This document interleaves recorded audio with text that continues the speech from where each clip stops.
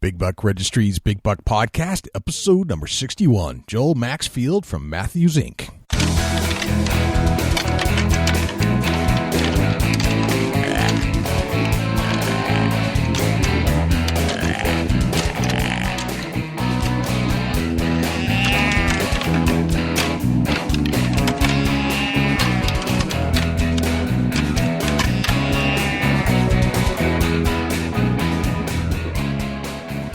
Big Buck Registry is a virtual museum of hunting stories. We preserve a piece of Americana by interviewing and recording hunters about their hunts and experiences from across the country. And who knows, maybe we'll learn a thing or two along the way that'll help us take our hunt to the next level. This is Jana Waller from Skullbound TV, and you're listening to my favorite podcast on Stitcher, the Big Buck Registry's Big Buck Podcast. This is Milo Hansen, and you're listening to the Big Buck Registry, the Big Buck Podcast. Hey folks, this is Dean Vanier with Northwoods Common Sense, and you're listening to my favorite and most informative hunting podcast show on the internet, Big Buck Registry's Big Buck Podcast. Welcome to the show. This is Jay Sky, your host of the Big Buck Registry's Big Buck Podcast. I'm psyched that you're joining us again right here on the show. And on the other line, from Ohio, I have my field correspondent from Ohio, Dusty Phillips. And Dusty's already bamming in. What's going on, man? You must be pumped up. I am. I'm all kinds of jacked up. I really don't know why, but I'm just excited tonight. Are you? Yeah. Would you have a little jolt on the way home or something? Little 5-hour energy. I've been eating whitetail mineral on my cereal the last few mornings, and I think that makes a difference. A little dust on your cornflakes. Yeah, I put a little infraction right there on my cornflakes and eat it. Oh man, this gave me all kinds of energy. That infraction, man. Well, the deer eat it, dirt and all, so you must slurp the milk when you're done. I'm telling you, I got my face down there licking the bowl. It's almost whitetail season. Who is not jacked up's what I want to know. Oh, I know. Isn't that the truth, though? Every day I just walk out of the house and I'm smiling. I mean, seriously, if you're eating infraction right there in your, it's a whitetail deer mineral, I'm sprinkling it, just about a tablespoon in the morning. That does a hunter just right. You're not really eating that stuff, are you? No, but it sounded good. That does sound awesome. I've been slurping down the apple cider vinegar. I hear it's good for you. Yeah. Yeah. All right. So I'm reading Hunt Neck today, right? Yeah. Which is your creation. Dusty Hunt Neck. Dusty Hunt Neck. And it's been a good time, man, really. Yeah. And sometimes they're funny and sometimes I'm like, I don't know what that meant, but it's so odd that it's funny. Right on. I don't know what it meant, but right. It was right at the moment. But there was one in particular kind of caught me for a funny today. Oh, yeah? It was the one about something about buck bomb. Have you ever sprayed yourself with buck bomb? You might be a hunt neck. Yeah, I mean, seriously, if you've ever shot yourself with a buck bomb, sprayed it all over you just might be a hunt neck. All right, so have you actually accidentally sprayed yourself with buck bomb before? Yeah, actually, I was like, first one I ever used. I was like, man, how's this thing work? So I'm like, there's like a little pull tab, you pop the tab back and push it down and it goes wide open. Well, here I am looking at this thing, so I got it all up the front of my hunting riggings, or right up the chest of it. Man, it stunk like I don't know what it stunk. I thought I got sprayed with a skunk for a minute. It doesn't smell like regular, deer urine that you'd get in other product jars, Ugh, I don't know what the smell is in that thing, but I cracked that thing off, shot me right in the chest. I don't tell a lot of people this, but I did pretty much the same thing. Because it was brand new. You didn't know, how does this work? Yeah. You push this thing down, and I thought that if you let up and it released, it would stop. It doesn't. It's not like a little push tab. You push it down, it's locked in, baby. You're getting sprayed. Oh yeah, I mean it's literally it's wide up. When you click the tab down, there's no letting out of it. It's on. I mean it's pressurized, pure buck urine. Yep. I gotta say, Jay, if you've done that, you might be a hunt neck. I guess I'm a hunt neck, man. I've literally now, I've used it in the past. I've actually shot deer over it, so it does work. But I've pushed it down and then launched it like a hand grenade. Throw it out there as far as I could. That's some hunt neck stuff right there. Some real hunt neck stuff. Yep. So, and it drew in the deer. I have to admit. So you got a good laugh out of that. I did. It really struck my funny bone. Job well done. So that one was very funny. I was like, absolutely. Check it out. Dusty Hunt Neck right there on Facebook. Because I actually did do that once.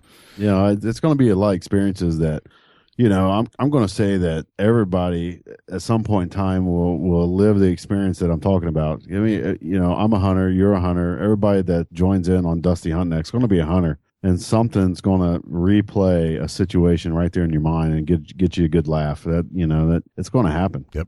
All right. So here's my question: from the deer that you've seen so far, scouting routinely or just in general observation of areas, maybe driving by a place in your car or whatever, are you seeing more big bucks this year than you did last year, or less? I want to say more. The crops here, Jay, in Ohio are absolutely thriving. Some of the biggest corn we've seen in years. Soybeans are dang near chest high in areas. The crops here in Ohio is definitely thriving, for the 2014-15 whitetail season. It's going to be, I think there's going to be some record-breaking bucks harvested this season. I got a feeling. I'm seeing some monsters out in the fields. I got a couple on trail camera that, I'm like, wow, from last year to this year, they put on 30-plus inches. Yep. It's pretty crazy. I think the moisture and the everything has just been just perfect for some phenomenal antler growth. Seems that way. I mean, I don't usually see bucks out and about at this time of year. But so far this year, I've seen four, I take it back, 4 different shooter bucks in New Hampshire already. Right on. Just, and that, driving around. That's something that, looking back on previous years of me and you knowing each other, that I haven't really seen any buck footage come up on your Facebook and stuff. Exactly. It just wasn't there for you to, take advantage of getting a video or snapping a picture. Just never had it. This year I've had several opportunities and captured a couple, and then just on the way home I'm starting to see some small bucks too, but it seems like everything I'm seeing are bucks. It used to be it's just doe everywhere, but now, for whatever reason, this year it's Buck City. Well, like I said, I think that, it's the weeds for one are higher. Like you drive here where normally it would be kind of a low weed covered grassy field. Yep. The weeds are taller and they feel more comfortable. Just what I'm observing here in Ohio is that areas that I hadn't seen deer before, bucks in particular, the weeds, the honeysuckle, all the undergrowth has gotten larger. So the bucks feel more comfortable coming out in. We've had the rain to make some phenomenal CRP fields, and where it was short last year, it's tall this year, and it's almost the comfort zones opened up for them. They're coming out in there. I have to admit that we're not a crop state necessarily, but the crops that are grown, corn for cattle and things like that, for basically milk farms, the corn this year is taller than I've ever seen it. It's kind of a similar experience. Yeah, dairy farms there, are pretty common, and they, definitely corn here in Ohio, and it sounds like corn in New Hampshire. We're actually I walked in the field but 3 or 4 days ago. I just want to see what the interior ears look like on the corn, and I walked in, I was like, there ain't no ears on none of this corn. Well, I'm 6 foot, about 1, maybe 6'2" on a good day. Right? How big a boy are you? But I walked in there, and the corn was actually 6 to 8 inches above my head, and I wasn't seeing it until I got to looking. I'm like, oh my gosh, it's way up there. This corn is huge, And everybody says, oh, what's the ideal corn? Well, the ideal corn is 1 ear, and it's very large. A stalk can grow 20 ears, if it wants to. But ideally, when they make a seed or build a seed, they want 1 ear, one large, very high productive ear. Right. One ear feeds the best off the stalk, and that they're shooting for the highest yield out of 1 ear on the stalk. But I think this year they've actually got some phenomenal crops. Interesting. I'm seeing the same thing, and maybe that's the reason we're seeing deer, because the food's just plentiful. They can go and roam anywhere they want. They're not kind of locked in. Yeah, I agree to that. Interesting. All right. Well, I'm getting a feeling, and I don't usually have this feeling at this time of year. I'm getting the feeling it's going to be a very good year across the country, New Hampshire, Ohio. I'm getting a good feel for both of those states to have really good deer seasons this year. Yeah, and I hope it increases your guys' herds up there in New Hampshire. I want to see you guys harvest 150-inch buck regularly. That would be cool. It would be, it just, and all it takes is one phenomenal year to get the right antler growth mixed into the herd, and they start breeding, and that spreads, and next thing you know, your herd's increased by antler, bone mass and size. Yep. It would be really good for you guys. Yeah, that'd be a dream come true for me in New Hampshire. That'd be awesome. Dust, do you ever hang out in a garage? Absolutely. A garage is somewhere that some phenomenal ideals can spark up. I agree. I like just hanging out in my garage in general. It just feels like a man type of area. I just hang out. It's dirty. Might be where you hang your deer. All kinds of things. There's just a lot of toys, and it's a little cluttered, that kind of stuff. But garages historically have been places where great businesses are formed. Yeah, I agree to that. And it's something that, it seems like a garage is not only a laxative to go to the restroom as soon as you go out there, but it's also stimulation for your brain. I swear it is. It is funny. I think just funny things happen in garages. Great bands, great musicians have formed bands in garages and barns. So there's something special in the Americana about a garage or barn. And yeah, I couldn't agree more. I have to say that today's guest is also from that genre, so to speak, because the person we're speaking with today is Joel Maxfield from Mathews Inc. Awesome. I'm assuming you've heard of Mathews bows before. Oh, absolutely. If you haven't heard of a Mathews bow, you ain't been out in the hunt neck world. Yeah.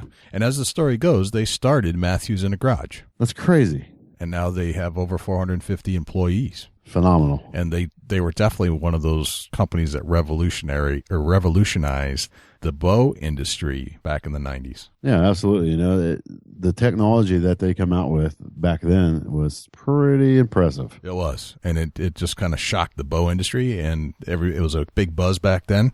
Since then, the competitors have caught up, but they're still staying ahead of the time. And here's the funny thing, is that Matt McPherson, who's really the first person who started it, was with Joel Maxfield in the garage. But Matt is also now making guitars. So it's like this whole musician company, sparked in a garage kind of thing. Yeah, that's, it's becoming more and more common that huge ideals and huge businesses that are very well established now started in a garage. Just, you got to love an American garage. I don't know what it is. Let's get Joel on the line. Yeah, absolutely. Let's do it. Call him up. Joel Maxfield, welcome to the Big Buck Registry's Big Buck Podcast. Well, thanks for having me, Jay. Wow, we're psyched to have you on. It's, I'm a huge fan of Mathews, and I know there are a ton of listeners and a huge part of our audience that are too. I'm sure there's a few that may like other products, but Mathews has, in my mind, revolutionized the bow industry for quite a while, and has stepped up their game, and the competitors had to kind of step up too. So they're a game changer in my mind. Well, the history of Mathews is very, very humble. It's funny for me because it is a large company today, one of the largest archery manufacturers in the world, and I walk into this facility and see it all in day-to-day life, and it's amazing to me. But the beginnings of Mathews were extremely humble. Like a lot of American successful businesses, it was two guys in a garage. Tell us a little bit about who you are. Well, my history in sporting goods stems all the way back to, grade school, and pretty much sporting goods is what I've done. I managed a bow shop. By the time I was 16, 17 years old, I was a manager of the local bow shop, and then went to college. And when I got out of college, I started a retail archery pro shop and ran that for several years. And then leaving the pro shop, I teamed up with Matt when he had McPherson Archery. And then when McPherson sold, we moved it to Alabama, and my wife and I come home from the transition from McPherson of Minnesota to McPherson of Alabama, and then Matt came over to the house and showed me a new design, and we started Mathews. All right, very cool. Now, what is your position right now with Mathews? I am currently Vice President of Marketing at Mathews Incorporated. Okay. Let's go back to the garage story. Who were the people behind the inception of Mathews in the beginning? Okay, I can tell that story. I'll just start with McPherson. Sure. McPherson Archery was a small archery company in southern Minnesota. It was actually owned by Matt and two other partners, and they ran McPherson for a few years. Then Matt sold to his business partners, and then McPherson sold again and moved to Alabama. And after that sale, Matt then started Mathews. Okay. And he had been building compound grips with a company called Great Grips. And he manufactured wooden grips that fit on the riser for several years. And that was a company that he had kind of after McPherson before he started Mathews. And again, that company is called Great Grips. We built grips for several other bow manufacturers. And upon the last sale of McPherson, it opened the doors for Matt to start a new bow company, and that's when we started Mathews. So he started in a garage somewhere in Minnesota. That's awesome. Yeah. So what were the early days like? What were you doing in the garage? What was Matt doing? Was he hand carving stuff? How did it all kind of develop? Where did he get his inspiration? Well, at the time that we started Mathews, there was a lot of Fast Flight was new. Dyneema wasn't even available yet. Some of the string materials that were out there, the industry had moved away from teardrop systems and was moving towards all string systems and that fastened to posts in the cam. So timing was a major complication of compound bows. Synchronization of the cams on both ends of the bow. And what Matt did is come out with a single cam system that virtually didn't require synchronization between the cams because the cam was working off one axis with an idler wheel on the top. So the single cam answered a lot of problems that were inherent with systems of the day, and it just it simplified things, and, Sure. and it just made the bows virtually trouble-free at that time. So was he in the garage just developing this cam over and over and over until he got it right? Was he using different materials or writing it down? How is he working his way through the research and development piece of that? Actually, Matt's story on that and how that occurred was he literally, he's always designing. Matt just loves to design, and it doesn't matter if it's archery equipment or guitars or golf clubs or anything that he's interested in. He's got a way to make it better, or he's got a different way of completing a project. So he literally sat up in bed in the middle of the night and thought, oh my word, here's a way to take care of the synchronization problems. And he had the single cam system in his head, jotted it down in a notebook, and started to work on the system and build prototypes. And it didn't take any time to build the prototypes. And he had the single cam system patented and in place. No kidding. So it was like an epiphany when he was sleeping. It was a God-given idea that just it set him right up in bed, and he took note, and that was the beginnings of the single cam. I love it when that happens, when you're laying in bed and you just come up with a great idea. It solves all kinds of problems. So, okay, so he experienced that situation. That's pretty cool. Yes, he did. Yeah. When did he start, or what were the types of materials that he was using for the prototype? Was it metals, plastics? What were we talking about? Our thought process at Mathews was we were going to build the highest end bows, the materials of the day, and the designs and our concepts would allow. And we came out with a Mathews bow that was higher price than what most people were used to in the compound bow market. But it was a fully machined riser. It was the very highly designed limbs that had a lot of testing behind it, and we wanted to build the highest highest level of quality bow and arrows that we could possibly build. And our goal was that at some point in time, if we could have a company where we built 5,000 of these really high-end, high-quality bows, that would be a nice-sized company. Well, the second year we had, succeeded in the numbers that we had dreamt of one day having, and really Mathews has never stopped growing since. Oh, wow, no kidding. What year are we talking about, Joel? We started Mathews in May of 1992. Okay. And so it's been around for 22 years. 92, got it. And was that when the epiphany kind of came into Matt's head? Yeah, I think Matt maybe had the concept of the single cam for a while before that. He's always designing. Like I said, he's continuously creating and designing and re-engineering and developing different ways of doing things better. Gotcha. And when did you meet Matt for the first time? Where I met Matt for the first time was when I was an employee. I was managing the local pro shop in Austin, Minnesota. And Matt came through the door, and that's where his partners were, and that's where they started McPherson Archery. So McPherson was a local bow company to Austin, and I was manager of the local pro shop, the kid that hung out and ran the bow shop. Gotcha. How old was Matt when you first met him? You know, I'm not positive, but I believe he started McPherson when he was 28. 28.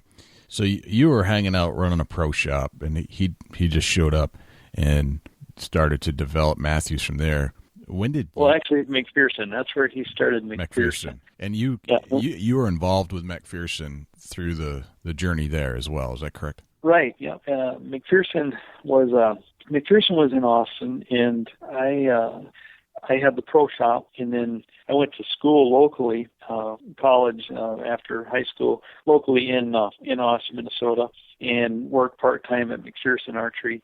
And then Matt sold McPherson to his partners, and then I actually went to work for McPherson full-time for a few years. And then when it sold again, I moved McPherson down to Rooten, Alabama, and got the shop set up and things running down there, and came back to Minnesota, and Matt started Mathews, and I teamed up with him. Gotcha. And in the meantime, between McPherson and Mathews, Matt was developing grips. That's what you had mentioned before.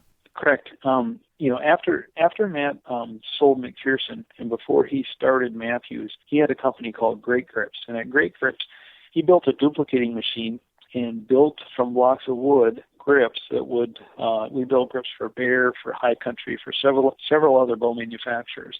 And we kept Great Grips as Mathews started. We continued to build grips for other manufacturers, but then Mathews started to consume more grips than what we could even create. So it got absorbed, and Great Grips just became our own grip manufacturing. Gotcha. So you stopped making grips for other companies. You started making grips for yourself at that point. Yeah, the demand from Mathews of our own grips was so high that we were unable to continue to make grips for other manufacturers, and Gotcha. The grip manufacturing just became absorbed into the Mathews company. Yeah. Without scaling up to something you didn't really want to do at that point. Well, what's amazing is we were scaling everything up at the time because the growth was happening so fast that we were building twice as many grips as we did the year before just to accommodate ourselves. Gotcha. Interesting. So Mathews really kind of took off, and this is May 1992 that it opened up, and 2 years later, it's going gangbusters. Right. Mathews did grow very fast. In its early days, it grew extremely quick for the size company that we were. But, I think that we really cracked into a high-end bow market. The maturity, age, and level of bow hunters was up there, and the products available to them at a very quality, high-end part just wasn't there. The high-end bows was a market that we maybe tapped into that wasn't real available to the mature, very serious bow hunters. Right. What was the thought process at that point where you knew you were going to be launching a quality product, but you also knew it was going to be one of the highest priced bows on the market? Did you have any fear about sending it out that way, or did you have a lot of market research done? No. In fact, I'll give you a story. This is pretty interesting. At the very beginning of Mathews, we, of course, had been with McPherson, so we knew a lot of the retailers across America. And, pretty much when we started Mathews right out of the gate, we had 1,000 retailers. Wow. To work with that we were friends with and had done business with in the past. Sure. Well, Matt had the designs for the bow, but we were an upstart company. We didn't have CNC machines and all the fancy equipment back then. So we virtually worked with local vendors from the area, and we'd have this guy build us some axles, this guy build us some cams, these people put together some limbs for us. We'd have the risers machined at this machine shop, all to our specifications, of course. But we didn't invest a lot in the startup. We actually had those vendors supply us with parts enough to build 100 bow and arrows, and we scheduled those parts all to arrive one specific day. So when that day arrived and those parts arrived, we jumped on it, built strings, assembled bows, put all the parts together, and made 100 bows before we ever contacted anybody or told anybody what we were even doing. Wow. Then we sat down behind the phones and we called our retailer friends that had been loyal to us and helped us through McPherson. And we told them, hey, we got a new bow company. This is a brand new startup bow with a brand new system. It's called a single cam. And we sold all of those 100 bows COD so that we could get the money back in and run around and pay the vendors that had provided us the 100 bows worth of parts. Wow. So we paid those small vendors and then ordered another 100 bows worth of parts and did it again, and we were a COD only company until just really a few short years ago. No kidding. So you had to. It was a little risky. Like, you had to send it out, ask for the money, get it back, pay your vendors off, and slowly start building profit over time, so that you could then start not having to do COD 18 years later, something like that. Right. Right. But the whole COD thing, it was kind of funny. At first, we did it because, it was a good way to provide capital for a startup business. We'd send out the bows COD and we'd get the money back from UPS. Then we'd pay the vendors and we'd get some more parts and all that. But what we figured out real quick was it not only kept us healthy, because we didn't have to have terms extended way out there, but it also kept dealers real healthy. And it taught the dealers that they had the money invested in these bows up front, so that was a one on the rack that they were trying to sell. They had their money already invested. Sure, kind of gives them some motivation to get it unloaded so they can get their money back. That's right. Yeah, that's a good method. I think something that we don't do a lot or haven't done. It's that credit thing. Can be a bit detrimental, so that's great. And so this whole thing took off 1994. You're sending, how many bows were you sending out? You only had 100 to work with, right, or 200 to work with? Right. The very first year, 1992, I think we sent out like 500. Second year, we sold 1,500, and then it just kept on. It grew really, really quick after that. I mean, it was doubling and tripling in size. It had very, very quick growth. But, people right away seen the advantage of the system. You didn't even have to explain the system, really. Dealers could look at it and say, oh, my word, no timing. And like I said, timing was a huge issue back then, and it still is today with two-cam bows. Right. But the string materials weren't back then what they are today.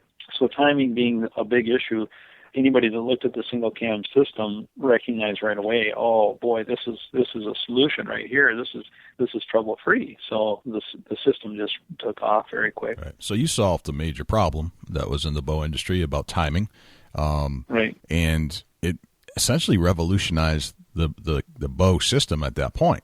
Am I correct in saying that? Yes, yeah, it did. It for sure revolutionized archery. In fact, all the systems that are out there today are somewhat a derivative of the single cam, and for sure they're created to help somewhat solve the same problems that we were solving with the single cam system. Right. Now, you mentioned that the strings are different today than they were then. We're talking not too long ago, just about 20 years. What needed to develop in the string component of the bow in order to keep up with the advancement of the single cam? Well, string materials have just gotten better. I mean, there's just blends now, and there's just processes and wax contents, and just there's a lot of contributing factors on why the materials are better, mainly blends. But it's just a better material, and it's just more consistent now. And they don't have the stretch and the creep that they used to have. I mean, strings used to initially stretch, and then they would continue to creep for the entire time the string was on the bow. And now they've got materials that are much, much better at that, and you don't see that kind of stretch and creep as much. Although, like I said, even today, the systems do take into consideration timing because it still is a crucial factor on making the bow shoot properly. Gotcha. So is it that the bowstrings introduced new material, or it's just the same old material just redone in different ways to make it more efficient and better? Well, there are new materials for sure. There's new materials. There's different blends of materials that are combined to make the end string material better. Okay, so it's 1994. You just revolutionized the bow industry. You've got some money coming in. You're sending out the bows, and you sold 1,500 or so in the first couple of years. And this was being sold all across the country at that point? It was, yeah. We would, like I said, we had a pretty good knowledge of a substantial dealer base through McPherson Archery, because Matt, of course, and myself are both with McPherson, so we knew a lot of the retailers, and we knew the big accounts in the country that sold, specialized shops that sold archery equipment. Gotcha. So move on, 1995, 96, 97. What's going on in those years? Are you trying to expand and keep the same technology, or have you started to research more technology, or are you just trying to make what you made better? Well, it was, from the following years were really developmental stages. I mean, we continued to improve on the single cam, but for the most part, it was trying to keep up. I mean, Mathews was growing at, leaps and bounds. Like I said, the growth was amazing. In fact, we made Inc. 500 one of the fastest growing companies 2 years in a row. Oh, wow. What year was that? I'm not positive of what years those were. I think it was 96, 97. Okay. Something like that. Gotcha. Because I just remember all of a sudden everybody was talking about Mathews. Like there wasn't a buzz in the archery industry for a long time since Fred Bear, and then all of a sudden everything that you mentioned was Mathews. It was the thing.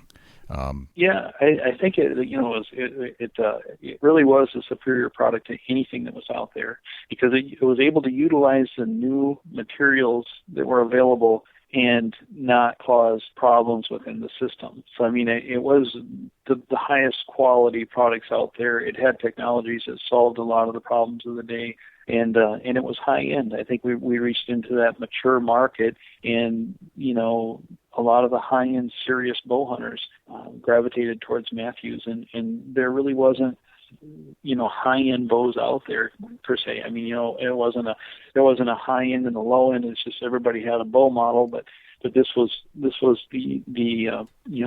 top of the food chain. I mean, this was the nicest bows available. What was the entry level price point when they first came out? When they first came out, I think we started at $450. It was called a standard. First year it came out, it was just called a solo cam. And then the second year, when we had another model, we thought we better rename that first model, so we called it a standard. And then we had model names from there out. But I think the standard sold at $450. And to give you an idea, at that point in time, most compound bows were $300. So, I mean, it was more expensive than what was out there because of the materials and the innovation and the processes that we put into building it. Gotcha. All right, so you're $125 more than most bows at that point. And we're selling a bow that is new, that nobody's ever heard of. It's a system that nobody's ever heard of. Right. It's a it was quite a boulder to move, because we really were the new kids on the block. Right. 1994, 95, you're growing leaps and bounds. You're in one of your Inc. 500 fastest growing companies. What kind of pressures did it put on you as a core group of individuals? Was it a stressful situation, or was it just you couldn't be happier?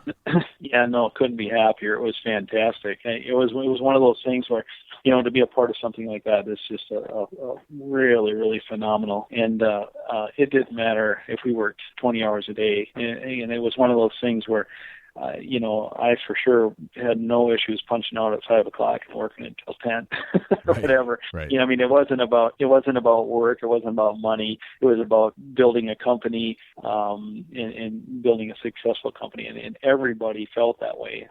All the first employees, a lot of the first employees are still here. I was the first employee. The second employee was Bob Ohm. He's still here, works in promotion. One of our very first employees was Mike Zeeble. He's here in marketing. And there's a lot of the original employees that are still involved with the company. And all of us just, it was not about a job or money or anything else. It was about being successful and making our products the best that we could make them. So at the end of the 90s, you're kind of getting in the swing of things. Things are happening. Everybody's happy. You're loving life. And what did you do after that first couple of years when you're pulling parts from all over? Did you change the access point of the parts? Did you start making your own? How did the company start to evolve with just the basic parts to put the bow together? Well, we moved to Wisconsin in 1996. In November of 1996, we moved over to Sparta, Wisconsin. And at that point in time, we were still jobbing out a lot of the components, but we were starting to bring things in-house more and more. And as we're talking today, we virtually build them from scratch. We are capable of building everything in-house and for the most part do. Gotcha. So everything was built in-house. There wasn't any outsourcing, nothing. Everything was American-made at that point. Oh, yeah. Everything's all components, all parts of Mathews and Mission bows are American-made. It's all built, and for the most part, it's all built here in Sparta. We job out very, very little. Very few of the components, if any, anymore. We build most everything in-house. Gotcha. So you mentioned something just then, the Mission bows. The Mathews line, did Mission grow from the Mathews line at some point? Yeah, the idea of Mission Archery was really to be able to utilize innovations that were still leaps ahead of our competition that Mathews had already moved beyond, and it allowed us to build a more cost-effective bow with real high-quality parts and high-quality innovation. So it's kind of becoming it's the same company making a different kind of bow, but the basis for it is that it's just more technology. Yeah, Mission. We started Mission in 2007. In Mission Archery, it some of the practices in manufacturing that our competition utilizes, we utilize in the Mission line, which we won't utilize in the Mathews line. For example, Mathews bows are all built from either forgings or solid billets, where Mission bows, some of the models are built from extrusions. Extruding aluminum and then machining it to net is an accepted way to build bow and arrows. It's what a lot of our competition has used on several of their models, but that's not how we're going to build a Mathews. The Mathews is way more expensive and complicated to build it from solid billets or forgings, but we build them that way because it goes right along with our mission statement. We're just going to build the highest level bows that we can possibly build. Gotcha. So you got the Mathews line that's kind of staying to the old tradition of, and old being not old at all, 20 years old or so, but still kind of going back to the roots of what Mathews started in the beginning. Then you've got the Mission line that is introducing some of the ways in which the competitors are making bows, which kind of is in contrast to the Mathews way, but still, because let's face it, you revolutionized the country in bows, and you've now got a target on your back from all your competition. You're now the one to go after. So the competition takes your model and tries to recreate it, but finds cheaper and faster ways to produce it. And most likely, you need to come up with a solution to that problem, and the Mission line is the solution. Right, and it's not only for Mathews. Basically, just as a basic, this isn't a rule, but Mission is 700 and less, and Mathews is typically 700 and higher in retail sales. Yep. But what happens there is our distribution plan is we don't utilize distributors or chain stores. We deal with individual pro shops, and that's our business plan. That's where we've always been. Is we're with the independents. We're with the pro shops. Yep. And the pro shops, they handle Mathews, and the mission line helps them stay healthy, and it gives them a product that they can compete with the chain stores with, because the mission line is the same distribution model. So it's also available only through independents. So here's an independent retailer that can now have the lower level, less expensive bows all the way to the very highest level Mathews brand. Gotcha. And it's only available through them. They are the exclusive distribution. They don't have to worry about the store down the street handling a bow that they're selling. Right. And so we provided the independent retailers a real high-end, low-cost bow, as well as the more expensive high-end Mathews. Gotcha. So is it fair to say that you want to put your seal of approval on a bow that lives up to many of the requirements and aspects of Mathews quality, but wanted to produce a lower entry level bow because let's face it, not everybody can afford $1,000 bow. Right. It's more of an entry level product that's available to the independent retailers. That it's theirs and theirs only to sell, and it was more of a startup line. And it does, of course, it's a situation where if they start with a mission, and then hopefully they aspire to a Mathews. Right. That's awesome. So where do you go from here? You've got lots of competition. People have now utilized the single cam that you brought into the industry in the first place. Right. There's what's kind of fun is a few years back we started a line. We actually bought the McPherson name back. Just no the kidding. name. Is that right? Yeah. Interesting. Yeah. So McPherson Archery sold, and then those people bought Pearson Archery, and it went under the Pearson name, and then they sold McPherson name back to Mathews. And so we got the McPherson name, and it's like, oh, this is pretty fun. Let's start. Matt had developed a system, a 2-cam system, that has very, very little timing issue because of the AVS part of it. And so it stands for Advanced Vectoring System. So there's a 2-cam system that he developed that kind of deals with timing issues and synchronization issues. It's really a nice system. It's extremely fast, extremely smooth. And we thought, okay, here's a hot rod. We got the new hot rod bow out there, and let's utilize that McPherson name. So it's a Mathews, but we call it the McPherson Monster Series. So you're probably familiar with like the Chill and the Chill R and the Chill X and the Chill SDX. That's all under the McPherson Monster Series. And that's kind of our hot rods, the high performance, basically the speed bows. Yep. That are very nice shooting bows that address the speed issue. And then the single cam is more of the system that's just, real solid, smooth, comfortable shooting. Right. Gotcha. So you've recognized that there's a timing, or way back there was a timing problem. You fix that. Then you realize that there's a demand for speed, and you fix that problem by putting that through the Pearson line.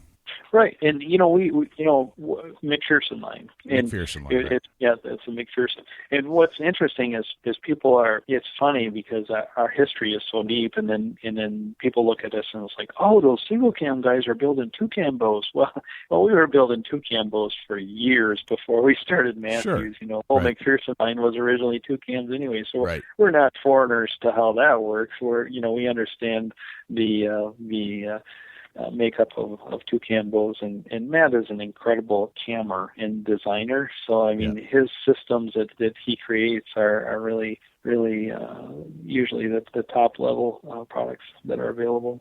Where did Matt get his training in this? Is he an engineer by trade, or did he go to school for it? Where did he get this know-how? Matt is an extremely interesting person. He's so he's just a super nice guy. In his education in camming and development and all this stuff is really he can't look at anything without tearing it apart. When he looks at something, he has to figure out how it works, and he retains that information like unbelievably. So if he's working on a project and 3 years later he runs into the similar situation, he remembers exactly how he dealt with it, in the past. Where he's really quite self-taught. But it's amazing what he knows. He can sit with a group of engineers. We have other engineers that work with us that Matt can sit right there and have a total conversation that is over my head. That he understands. He gets it. I mean, he just knows how the mechanics of everything work. Very interesting. So there must have been some failures along the way. Not everything is a success. You have to fail in order to succeed. So what were some of the failures that you would say came about? Oh, most of the failures that ever happened at Mathews, nobody ever saw. Right. I would expect we weed them out before they ever get to the public. But you know what? We always joke around and say this, that the way you learn how to build something is first learning how not to build it. Right. That's right. So we did that a few times. We built a lot of stuff that we figured, you know what? That's exactly not how to do that. Right. I always say. And then we simply figure out how that it needs to be built, and that's the direction we go. Right. I've always said and still say that I rarely do anything right until I've done it wrong. And that's right. Exactly. Yeah. Yep. So you've got you still have challenges ahead of you. You still have competition coming in all over the map. What's your answer to that? Well, there is some competition out there that is building some good products now. And there's a lot of information and technologies and innovation out there that will build a great bow. I think the trick to it is, stay true to your business plan and take care of the independent retailers, which is where we're at. That's our chosen form of distribution. And, we're loyal. We're loyal as a lab. Every direction that you look, you'll see consistency with Mathews. And we don't waver all over the board and chase numbers. We stick with the plan. Gotcha. So you just kind of stick to the plan, keep true to your roots, and keep moving forward. Right. All right. As far as innovation, innovation is constantly changing. And, Matt gets hit with that question all the time. And my friends always ask me, where are you going to go with bows? Where does it go from here? Because it's things are getting pretty well maxed out. I mean, you're kind of reaching a plateau. And usually Matt smiles. It's not, he's always got something cooking. He's always got another idea. He's always got another design. He's always exploring new avenues on how to make what's out there better. Yeah. Is Mathews a public company or is it still private? It's privately owned. Privately owned. Is there any? Matt McPherson, the sole owner, and Steve McPherson is our president. Okay. And Steve and Matt are related? They're brothers. Yeah, brothers. Steve McPherson, who is president of Mathews Incorporated, is Matt McPherson's brother. Gotcha. So it's still a family-owned company, started in a garage. Mm-hmm. And as far as let's talk about some older bows. Do you have any particular favorites? Well, there's been some bows. There's some real benchmark bows in Mathews. Over the years, there was a bow called the Outback. It was short for the time. It was short. It was, like 32 inches axle to axle and lightweight. And another bow that was out there was called the Ultralight. Really kind of put us on the map. And then the Outback. And then there was the MQ1 and MQ32 and Q2. And there's been a lot of benchmark bows out there. Typically, we'll have a real innovative year, and for example, the Q2 year, and then the SQ2 was a shorter version of the Q2, where it's a little bit softer innovation introduction, but it's a real quality bow as far as forgiveness and how it shoots and everything. So that's kind of our drill is we'll advance innovation and then support it with all the different little niche bows, and then we advance innovation again and then support it. Gotcha. Now, I still have an MQ32. It was The first great bow. It's a great bow. It was the first bow I actually spent a good amount of my money on, and it's the only bow I've spent a good amount of money on. It's kind of like the old Maytag washer. You don't have to, you very rarely have to call in for a fix. I just recently had it tuned up, and the guy looked at me and said, "This thing's in perfect shape, and you don't have to do anything else. It's still shooting deer. It still functions just like it did the day I got it." So, is that one of the things that I say and that I think about? Is some of the worst competitions that Mathews has is our previous models, right? Because you could take some of those previous models, maybe not as far back as the MQ-32, but you could take some of the previous models that are no longer in our lineup and reintroduce it and put it out there, and it's competitive with today's equipment. Right. I mean, we've actually moved beyond, and that's a little bit of what happened, why Mission came on board, because the Mathews innovations that are out there, some of the past stuff is still really good stuff. And so with Mission Archery, we're able to implement some of those innovations into a line that is very, very nice that Mathews has already moved past. Yep. I bought the MQ-32 in 1999. Probably 8. Yeah, 8 or 9. 98, 99. Yeah. And I've never needed another bow.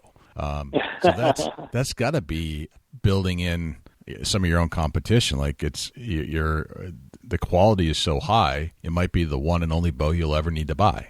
So that's a challenge in itself to try to make more bows, and you just have to find more people that want to buy bows. I mean, there's always the few that want to buy new. I like to hold on to things a long time. Well, and that's where we did see some of that, and that's why I guess it was 12 years ago now, we were implemental in starting the National Archery in the School program. Yep, nice. And we were very excited about the opportunities to get archery back into the school systems, and with the divisions of wildlife working with the state school boards and school systems, it worked out really, really well to reintroduce archery into SIAD programs, and then eventually move on to after-school programs. And the national tournament this year, there was 11,000 kids in one building shooting archery. Largest archery tournament on record. It's a Guinness Book of World Record, largest archery tournament. 11,000 kids with bow and arrows in an auditorium. Gotcha. That's awesome. So you're going to continue to support archery programs across the United States to make sure that the industry and the sport continues to grow so that you can keep making bows for people that need them. Right. Yeah. The National Archery in School program is a really nice part. I guess there's I may not have this number exact, but there's over 2.3 million students annually taught archery during SIAD through that program. And we have other programs like Center Shot. And Center Shot is basically it's archery in the churches. So it's the church systems through fellowship groups that have implemented archery into their churches, which is pretty cool. Right, that's really cool. That's a nice. Basically, you're promoting the sport as well as providing for the sport. So that's key, instrumental. How many people do you have working for you now? It fluctuates, but there is approximately 450 people at the McPherson companies. Excellent. How big is the facility that you're working out of now? It's constantly changing. We build McPherson guitars now as well, but the Mathews, the Mission bows, the Genesis bows. So there's a Brennan factory, there's a McPherson guitar factory, there's a Mathews plant, and then we just completed construction on a really large new machine shop, and there's a test area. So I would say there's probably 250,000 square foot under roof. Wow. And so you've got guitars, you've got 2 brands of bows being made, you've got a brand new machine shop that's probably just going to be able to ramp up production. And one of the fastest growing crossbow companies out there. In a crossbow division now. Right. The MXP crossbows are going like crazy. That's becoming very, very popular. And again, same distribution plan, independent retailers. Right. And so we're allowing those independent retailers to sell product that isn't available just anywhere. And they're doing really, really well for us. That's very cool. So bows, guitars, crossbows, anything else coming down the pike? No, that's really Matt's passions. The guitars have been around for a long time, and he's always built guitars and always built bows, and the crossbow is kind of a natural next step, because the prod or the bow part, that was right up Matt's alley as far as design and development, and he's got a lot of innovative ideas for that. Gotcha. That's awesome. How do you keep the secrets secret? It really is fairly limited on the people that know what's going on. Matt has his own R&D department. Yeah. It's not connected to the Mathews plant. It's in a different location, and there's just a handful of us that work in that department and help Matt and our working over there. They actually have the capabilities to build at the R&D department. They have capabilities to build stuff start to finish. There's CNC machines and everything at that location. Gotcha. And we also have engineers that help us with different projects in Florida, and that'd be Gary Simons and John Simons and Henry Gallup, and they're actually capable of building bows start to finish down there. They have their own machinery and everything down there, so they help us with other projects. And then there is an engineering team here at Mathews Incorporated in the factory that kind of takes the concepts from Matt, and this department figures out how to put it into production. So it doesn't sound like there's any change coming soon. You're just going to keep on driving forward with new technology, building out your it constantly changes, and I think I always look at it like there's always huge change just around the corner. But as far as what our goals are and what our business plan is, we stick to our guns. We're extremely loyal. It's constant in that you're going to continue to be on the cutting edge of everything you do, or attempt to be, and apply the change where necessary. I guess that's the constant. The constant is change. You know that you have to change. You will change, and you're going to try to be the leader no matter where you go.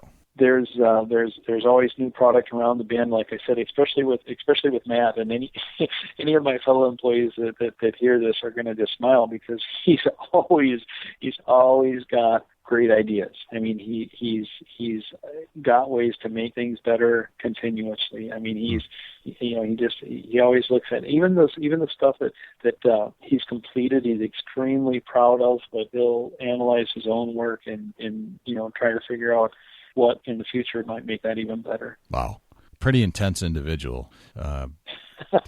Does he get out much? It's amazing. I don't know how he gets it done. He's really, really an amazing guy. Well, that's cool. Joel, this has been awesome, and thank you for spending about an hour with us just going over the ins and outs of Mathews. It's something I've always wanted to know about, and I'm sure there are a bunch of fans that buy your products and have over the years that always wanted to know the intimate story behind the Mathews brand, and now we know. So this has been fantastic.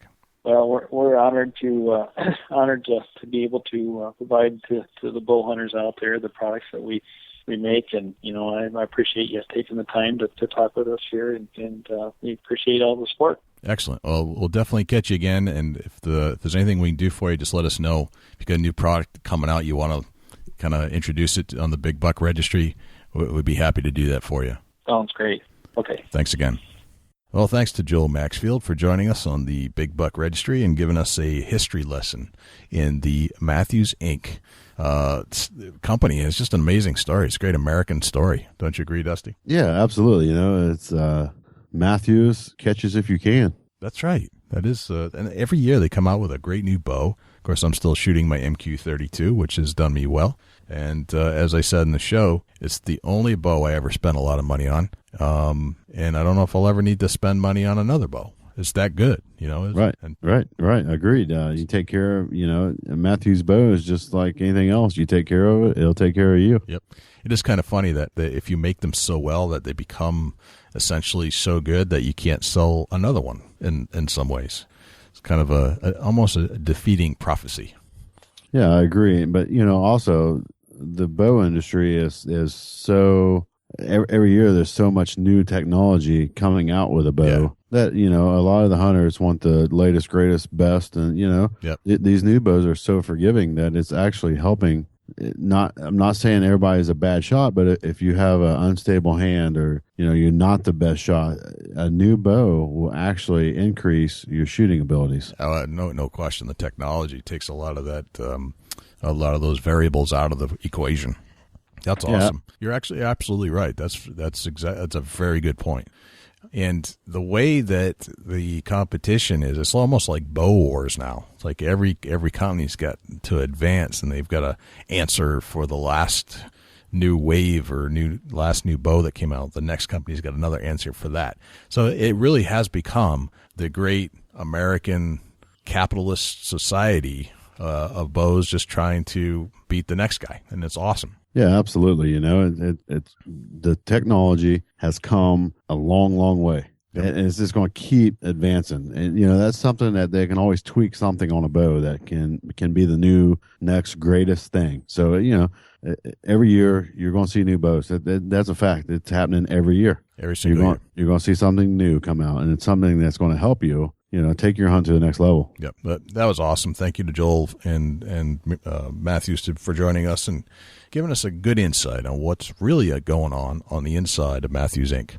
You know what time it is, Dusty? I think I do, actually. It's time for the Chubby Tines Tip of the Week. I'm going out there, and I'm going to tell you straight up from Jay and myself. This is the Chubby Tines Tip of the Week, but also this is something that's near and dear to me and Jay that we want you back to listen to the next show. Put your safety harness on. Yes, live to hunt another day. Yeah, there is nothing worse than a story about a friend, a relative, a brother, sister, a long distance relative or friend. There's nothing worse than seeing a story about a hunter that's passed or really got beaten up real bad because they didn't take that extra 3 to 5 minutes to slide on a safety harness. Yep. Do you know of anybody that either died from a hunting accident like that or? I don't directly know anybody, but I've heard 300 to 500 stories about people that either died, got broke their back, shattered their legs, can't walk now, they're in a wheelchair. There's just too many horror stories about not wearing a safety harness. Yep, and a good friend of mine fell out of a tree stand, shattered his left leg badly. I mean, really bad. He's back hunting and walking again, but it could have ended tragically, more tragically than it did. Oh, absolutely. And that's my Chubby Tines tip of the day. Put your safety harness on. It only takes a few minutes. Yeah. Save your own life. I'm going to add to that just one on top of that, just a little bit, Dusty. Absolutely. Not only wear your safety harness, but check your safety harness at the beginning of the season and every time you go out to make sure that it's still in good shape. Yeah, that's a great point too, Jay. Because I think that we often forget to check that stuff. Yes, we have it, but then we just, we got it, we'll put it on, it's going to work. I think those things wear down over time, and if you're not upgrading your safety systems, that could fail fairly easily if you're not paying attention. Yeah, agreed. There's always something there that needs a double check. It needs a triple check. Make sure that your safety rigging is up to, it's up to snuff and going to save your life, because it's a very good possibility that when you least expect it, you're going to mostly need it. Right. Great tip. Awesome tip. The Chubby Tines Tip of the Week. Awesome.